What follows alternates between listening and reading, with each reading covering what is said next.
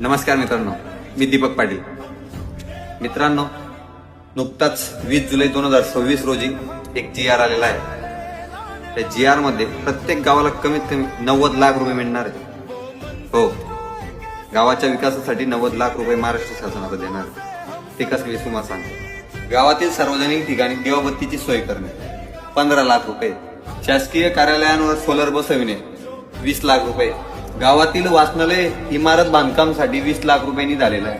गावातील मुलांसाठी क्रिकेट खेळण्यासाठी, कबड्डी खेळण्यासाठी क्रीडांगण विकास करणे याच्यासाठी 20 लाख रुपयांनी झालेला आहे. गावाच्या हद्दीत असलेले शासकीय जागेचा विकास करणे याच्यासाठी सुद्धा 15 लाख रुपयांनी दिलेला आहे.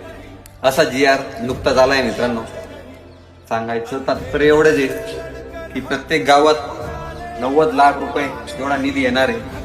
महाराष्ट्र शासनाकडून भरपूर निधी दिला जातो मित्रांनो, पण आपल्यासारखे तरुण त्याच्याकडे लक्ष देत नाही.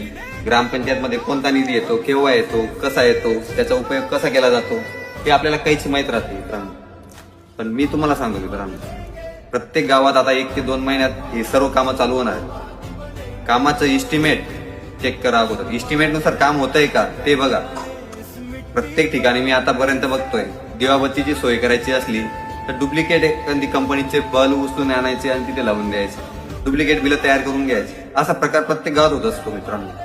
पण आता लक्षात घ्या, आता आपण तरुणांना जागे व्हावं लागेल, लक्ष द्यावं लागेल, आपल्याला त्यांना हिशोब विचारावा लागेल, तेव्हा कामं व्यवस्थित होतील मित्रांनो.